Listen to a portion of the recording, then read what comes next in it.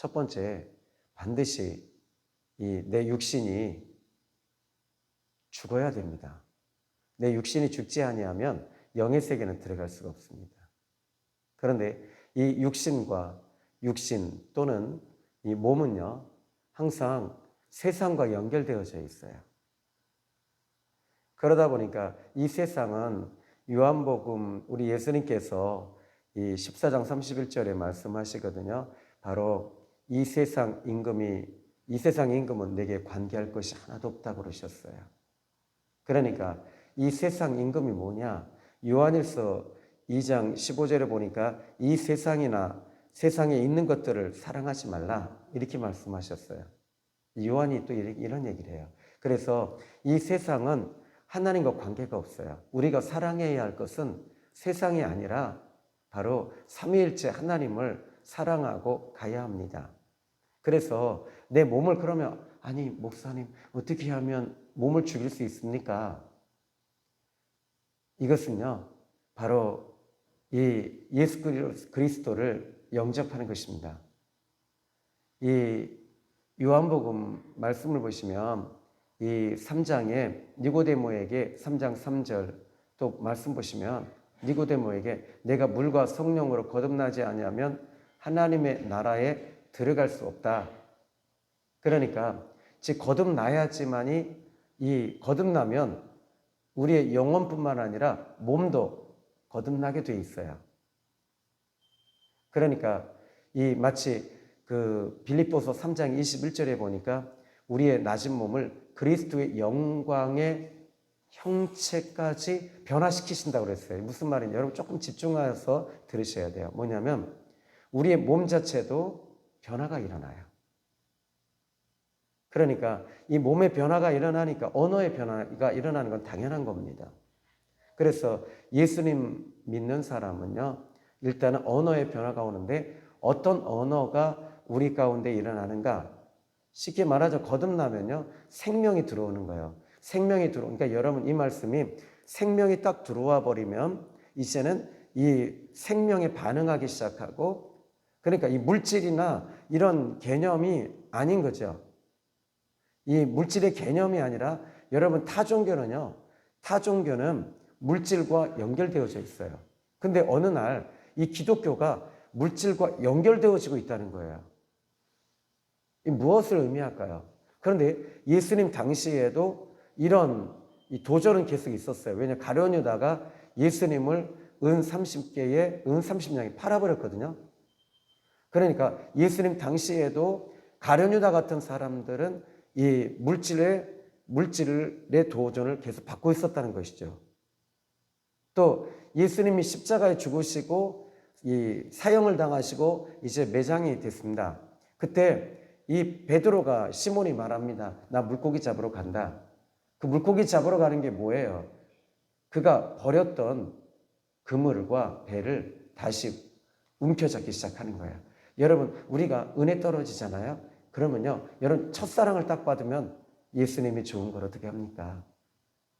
예수 사랑하시면 거룩하신 말일세. 예수 사랑 위해서 내 목숨도 내놓고 또 내 마음도 하나님께 드리고 또 내가 내게 있는 모든 것을 아낌없이 드리네. 이랬던 거 아니에요? 우리가 첫사랑이 그거 아닙니까? 그 첫사랑이 임할 때 성령이 임하시고 기도하는 게 너무 좋고 예배드리는 게 너무 좋고 또 내가 이 너무 좋으니까 이 전도하지 않으면 안 되는 거야. 왜? 전도할 때도 저도 이렇게 보면서 어제 이 전도 나가서 예수님 믿으면 구원받습니다. 이렇게 말할 때 이 아무것도 아닌 멘트 같잖아요. 그런데요, 내가 이거 예수님 이렇게 전도할 때 어떤 멘트를 더 주님이 가장 기뻐하실까? 근데 제가 하나님 아버지께서 당신을 사랑하시고 예수님 믿으면 구원받습니다. 저 이 멘트밖에 없어요. 아주 단순해요. 그럼에도 불구하고 하나님은요, 이 멘트를 제일 좋아하세요. 왜냐하면 예수님을 통해서 길을 열어주셨으니까. 여러분 아까 전자에 제가 얘기했어요. 영의 세계 들어가는 것. 영의 세계가 무슨 세계일까요? 하나님 세계예요. 영의 세계는요, 하나님의 세계인데 이 하나님의 세계는 반드시 내 몸을 치지 않으면 절대로 들어갈 수가 없어요. 그러니까 이 사도 바울이 고린도전서 14장 31절에 또 이야기하죠. 나는 날마다 죽노라.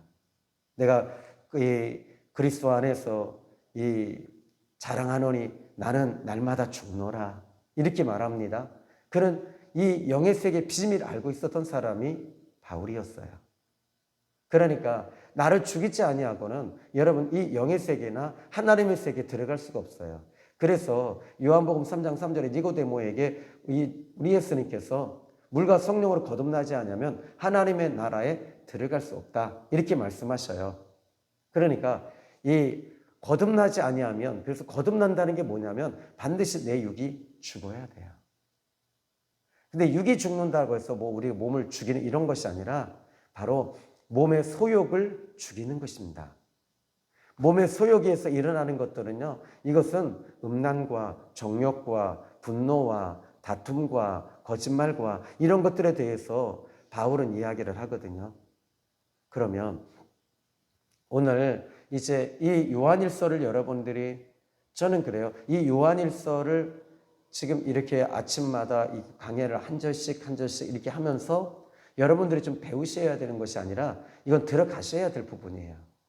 뭐에 대해서 들어가야 되냐면 이제 이 사도 요한을, 우리는 여기서 사도 요한을 또 만나요. 우리가 마가복음을 강의할 때 마가를 만났잖아요. 근데 마가를 통해서 누구를 만나요?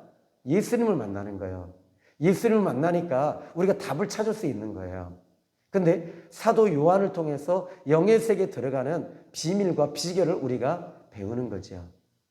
좀 너무 막 이 오케스트라처럼 웅장하죠. 근데 이 죄에 대해서 전에 한번 그 집사님 내외가 저에게 이렇게 나오신 분이 계셨는데, 근데 이분들이 그래요. 목사님, 죄에 대해서 설교하실 때 가슴이 막 뜨거워져요. 그러시더라고요. 왜 그럴까요? 이 성령 하나님이 역사하시는 거예요. 자, 이제 요한일서, 또 여러분 영의 세계, 말씀의 세계, 하나님의 세계에 들어가는 비밀 두 번째는 뭔지 아십니까? 성령 하나님을 통해서 들어가요. 성령님이 비밀이에요. 즉 하나님이 비밀이신 거예요. 하나님이 열어주시지 않으시면 이 영의 세계는요 절대로 못 들어가요.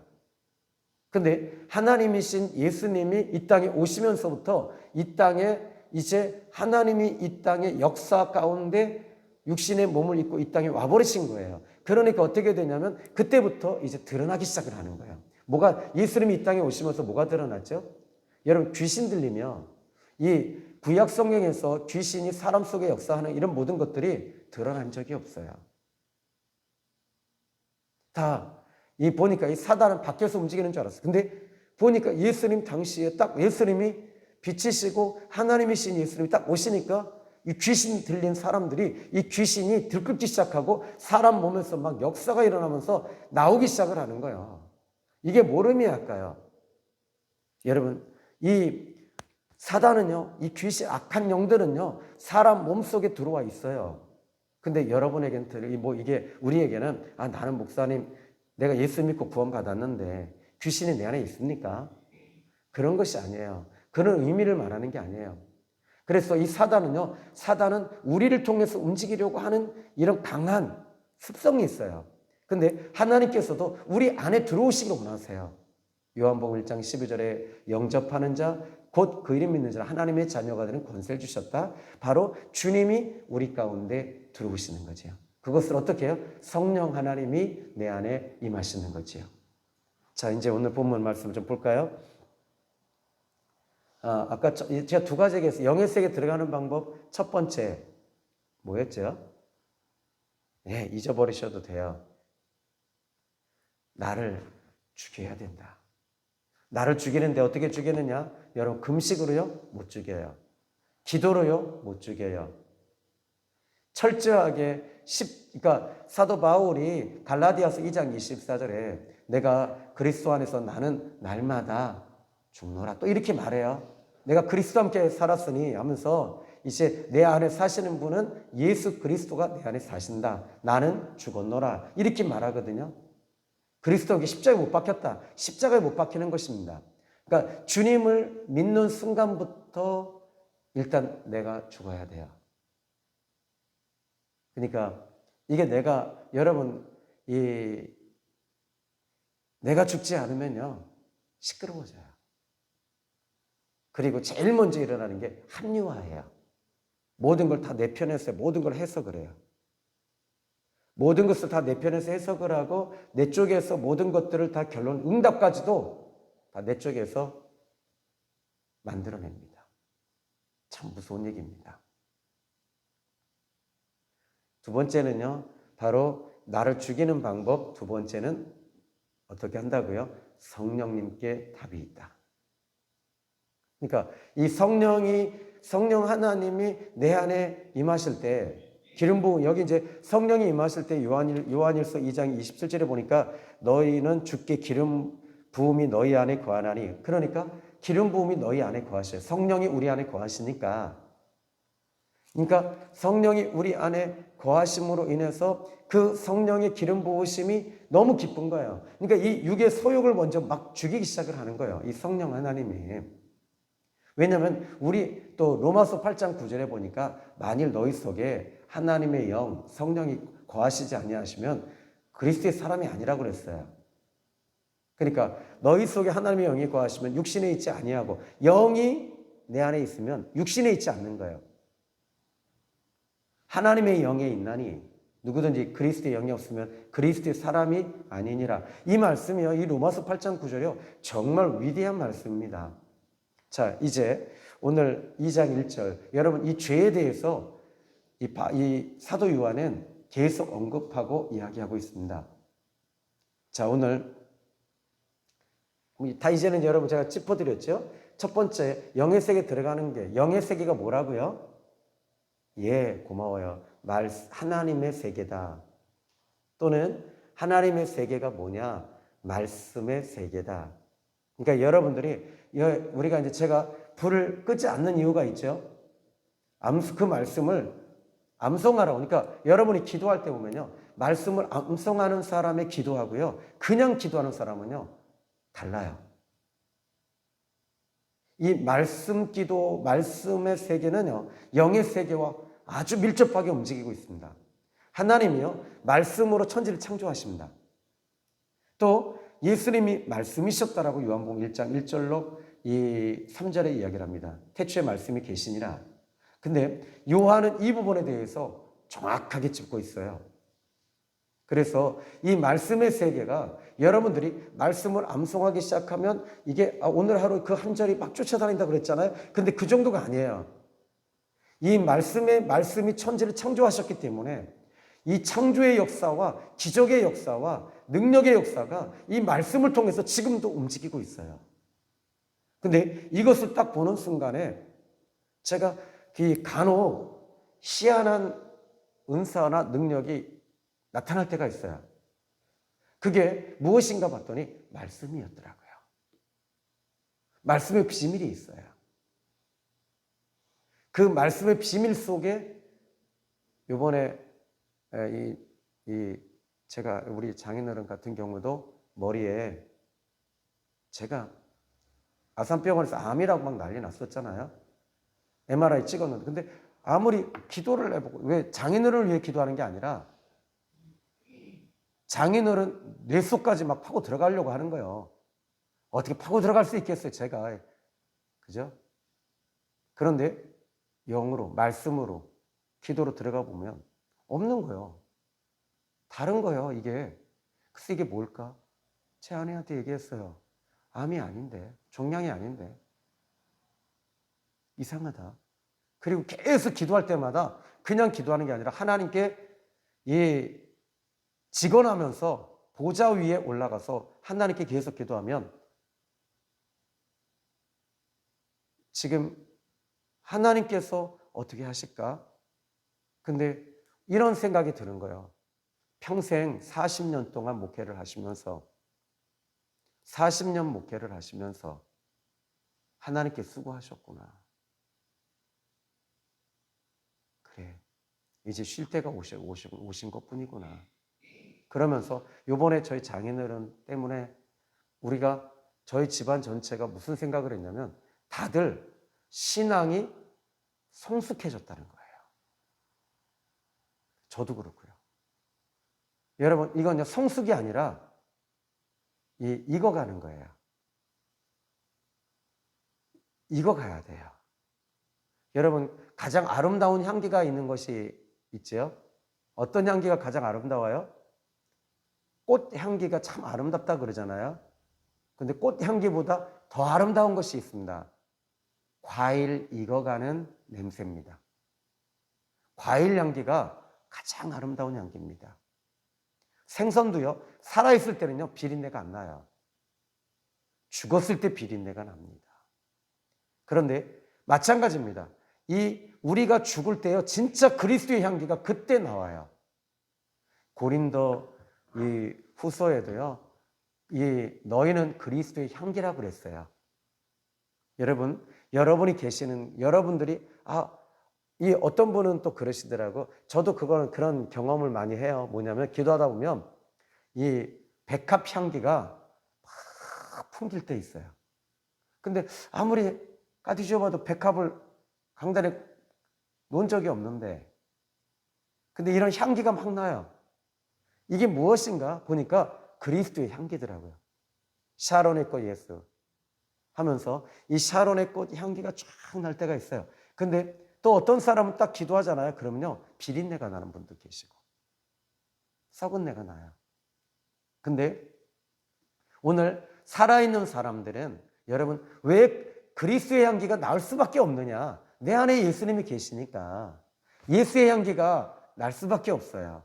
근데 예수의 향기가 난다고 하면서 우리가 분노를 하고 화를 내고 형제를 미워한다면 그것은 그리스도의 향기가 아닙니다.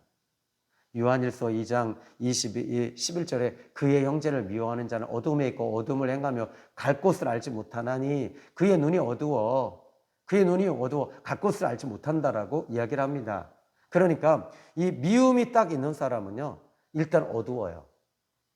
자, 오늘 이제 2장 1절 보니까 나의 자녀들아 내가 이것을 너에게 쓰는 것은, 여기 보니까 요한이 이렇게 말합니다.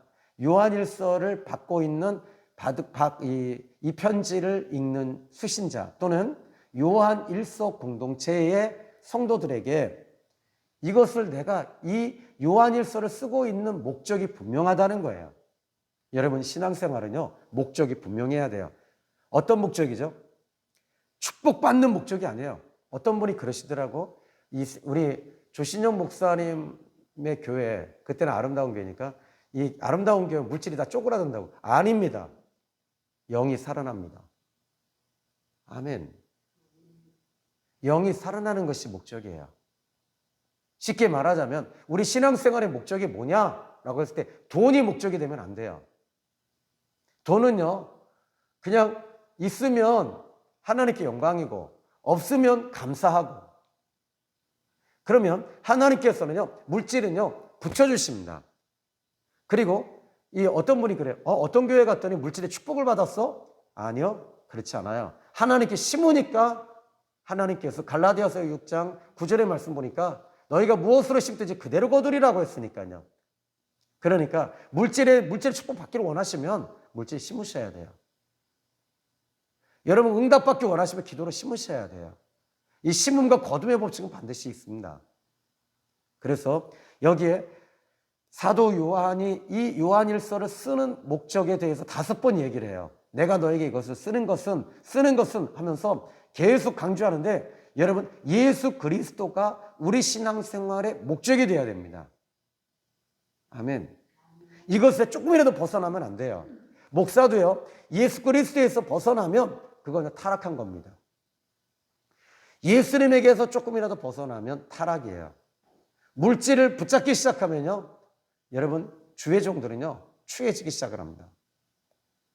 또 음란에 대해서 딱 붙잡으면요, 추해집니다. 더러워집니다. 그런데 하나님의 영에 붙잡혀서 움직이는 사람은요, 항상 생명이 움직이면서 예수 그리스도의 영이 움직이기 시작을 해요. 그러니까 그 가는 곳마다 향기가 날 수밖에 없고, 또 그 향기는 살리는 향기예요. 자, 여기에 이렇게 말합니다. 나의 자녀들아, 내가 이것을 너에게 쓰는 것은 너희로 죄를 범하지 않게 하려 함이라. 자, 이게 지금 어떻게 보면 요한의 교훈이자 어떻게 보면 교훈입니다. 그러면서 권면 또는 격려입니다. 당시 그리스도인들에게 권면하는 것을 이야기하는 것입니다. 그래서 너희로 죄를 범하지 않게 하려 함이라. 죄를 범하지 않는 것 8글자를 2글자로 줄일 수 있나요? 죄를 범하지 않는 것, 죄를 범하는 것, 이걸 뭐라고 그럴까요? 죄를 범하는 것 6글자를 2글자로. 어렵죠? 이거를요, 죄를 범하는 것을 역으로 거꾸로 읽어보세요. 죄범을 뭐라고 그래요? 죄범. 죄범을 거꾸로 읽으면 범죄예요. 근데 이 범죄라고 하는 이 단어가 분명히 이 성경에는 이야기합니다. 그래서 여러분 1장 10절 볼까요? 만일 우리가 범죄하지 아니하였다 하면 이라는 단어가 나와요. 범죄. 그래서 죄를 범하지 않게, 그러니까 죄 속에 들어가지 않게, 죄에 넘어가지 않게 하기 위해서 이 편지를 쓰고 있었던 거예요. 그러니까 요한은요, 이 영의 세계에 대해서 너무 잘 아는 사람이에요. 그래서 여기 또 이렇게 말합니다. 그러나 또 우리가 죄를 범하잖아요. 죄를 범했을 때 그럼에도 불구하고 요한은 이야기합니다. 만일 누가 죄를 범하여도 아버지 앞에서 우리에게 대언자가 있으시다. 대언자가 무슨 뜻이에요? 대언자는요, 우리를 위해서 이제 대신 말씀해 주시는 거야. 그래서 대언자라고 얘기를 합니다. 그런데 3이라고 써놓고 뭐라고 썼어요? 3. 여러분 성경 한번 자세히 보세요. 조그만 글자로 3이라고 써 있을 거예요. 노안이 와서 잘 안 보이죠? 3 써 있어요? 안 써 있어요? 김춘선 있어요? 써 있어요? 2가 아니라 3. 3 해놓고 맨 밑에 3 뭐라고 써 있어요? 3.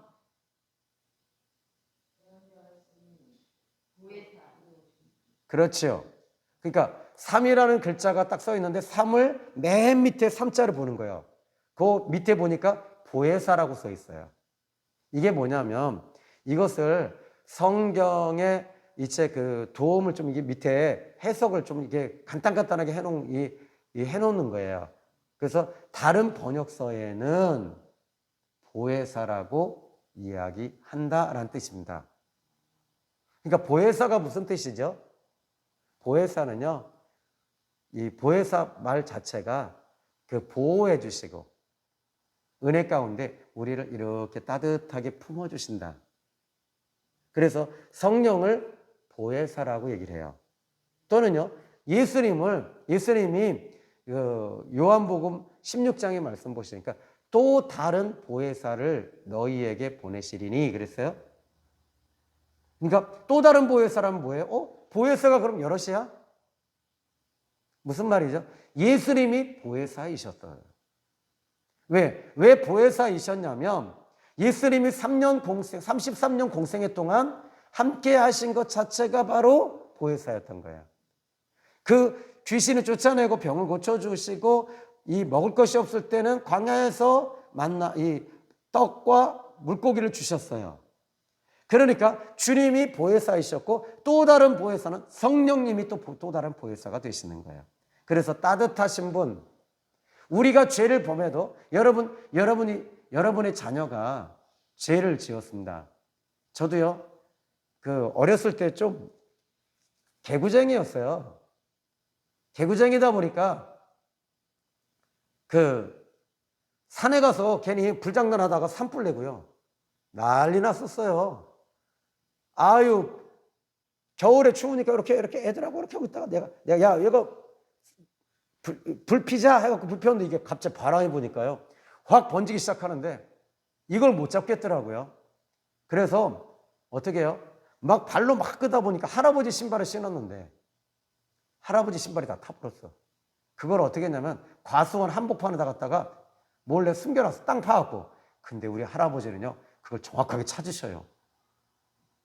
어떻게 찾았는데 난 그게 너무 궁금했어서, 신영아, 내 신발이 과수원에 누가 묻어놨더라? 그래서 몰라 나. 그랬더니 할아버지가 나 몰라요. 그랬더니 네가 아니면 이거 할 사람이 없어야. 근데 신발이 탔다? 그래서 나는 왜 그래? 어떻게 찾았는가? 그랬더니 저희 집에 개가 있는데요. 개가요, 그거를 갖다 할아버지 신발을 냄새를 맡고요, 쌔바트가 그걸 찾아낸 거예요. 또 거기다가 교무실에다가 또 그냥 저유리는 안 깨질 거야. 그래갖고 돌을 던졌는데 그게 하필 제일 무서운 선생님이 있는데, 정구역 선생님이라고. 선생님 앞에 유리가 돌이 딱 떨어진 거예요. 나는요, 반 죽었던 거예요. 근데 여러분, 이렇게 죄를 지으면 저희 아버지나 할아버지가 나를 버려요? 버려요? 어떻게 하시냐면, 나는 귀 딱 잡혀가지고 선생님이 따구를 때리는 거예요. 근데 내가 울면서 집으로 갔어. 그때 할아버지가 난리가 난 거예요. 너 왜 그러냐 했더니, 내가 돌을 잘못해서 던졌는데, 잘못해서 던지긴 정확하게 던졌지. 근데 내가 잘못했음에도 불구하고 할아버지는 선생님이 너를 때렸어? 교장실로 치고 들어가는 거예요, 할아버지가. 어이, 후배, 내 손자요. 어떤 선생이요? 데려와. 네, 그래서 정구역 선생님이요. 그랬더니 선생님이 그저 호출됐어요. 네가 때렸어? 너 나한테 맞아. 딱 그런 거 할아버지가요. 그냥 진짜 때려버리시더라고요. 야, 근데 나는 할아버지한테 내가 분명히 잘못한 거거든요. 근데 할아버지 내 편이더라고. 여러분, 죄를 지어도요, 하나님은 여러분 편이야. 내가 죄를 지으면 난 버림받았다라고 생각하시면 안 된다는 얘기예요. 여기에 뭐라 그러냐면 2장 1절에 보니까 이렇게 말합니다. 만일 누가 죄를 범해도 아버지 앞, 여기 뭐라 그래요? 하나님 앞에서라고 얘기 안 해요. 아버지 앞에서 우리에게 대언자가 있는데, 곧 보혜사가 계시는데 의로우신 예수 그리스도시라. 예수님이 우리의 보혜사가 되시니, 버림받았다고, 내가 죄를 지었다고 낙심하지 말고 보혜사이신 주님 앞에 서라, 이렇게 말하는 거예요. 할렐루야. 여러분, 지금까지 어떻게 살아왔는지 이제 그거는 묻지 않겠습니다. 주님도 안 물으십니다. 오늘 여러분, 죄를요 털어버리면 돼요. 어떻게 털어버리냐? 예수님의 이름으로 털어버리십시오. 그리고 입으로, 아까 뭐라 그랬어요? 여기 보니까 이 1장, 요한일서 1장 9절에 만일 우리가 우리 죄를 자백하면 저는 미쁘고 의로우사, 뭐라 그래요? 우리의 죄를 사하시며 모든 불의를 깨끗하게 하신다고 했으니까 1장 9절 다 외우셨죠? 외우기만 했죠. 까먹었잖아요. 근데 이 1장 7절, 1장 9절, 1장 7절에 그가 빛 가운데 계신 것 같이 우리가 빛 가운데 행하면 우리가 서로 사귐이 있고 그 아들 예수의 피가 우리를 깨끗하게 하실 것이요. 우리의 모든 죄를 자백하고 또 그는 미쁘시고 의로우사 모든 죄를 깨끗하게 하시고, 아멘. 이 말씀이 여러분에게 오늘 이 시간에 그냥 자백하는 거예요. 하나님, 저는요 잘못했어요. 근데요, 참 우리 아버지 하나님은요 역시 용서해 주시더라고요. 제가 한번 버텨봤더니요, 남자가 그래도 한두 번, 나도 사나인데 하면서 죄를 지어놓고요, 청년 때, 기도 안 해. 하나님께 미안해. 남자가 자꾸 죄 지으면 되겠어? 그러고 있는데, 콧물이요, 한 달 동안 콧물이 나는 거예요. 어렸을 때는 이게 수건이라도 달고 다니지. 신문사에 가는데 콧물이 질질질질 나니까, 야, 너는 왜 이렇게 콧물이 나냐? 눈에서도 눈물이 질질질 나요. 그래서 이게 뭐지? 그때 알았어요. 교회 갔더니 목사님이, 회개하시게 딱 그러더라고요. 근데 주님의 음성으로 들리더라고. 그래갖고 그때 하나님 잘못했습니다. 막 울었더니요. 시원해지더라고. 그러더니 혼자 갑자기 딱 이제 한 시간 반 정도 기도하고 딱 이제 나가는데 갑자기 내 입에서 내 죄 사함 받고서 예수님 안디 나의 모든 이 찬송가 나오면서 그때 제가 알았어. 하나님이 내 죄를 용서해 주셨구나. 아멘. 기도합니다. 하나님 아버지 고맙고 감사합니다. 오늘 이 아침에도 요한일서 2장 1절 말씀을 우리가 함께 나누고 공유했습니다. 하나님 아버지 보혜사이신 예수님이 계시기에 오늘도 우리는 힘을 얻고 용기를 얻고 또 다시 한번 세상을 향해 나가는데 세상을 빛으로 비추면서 승리하기 원합니다. 예수님의 이름으로 기도했습니다. 아멘. 주기도문으로 마칩니다. 하늘에 계신 우리 아버지여 이름이 거룩히 여김을 받으시오며 나라의 임하옵시며 뜻이 하늘에서 이룬 것 같이 땅에서도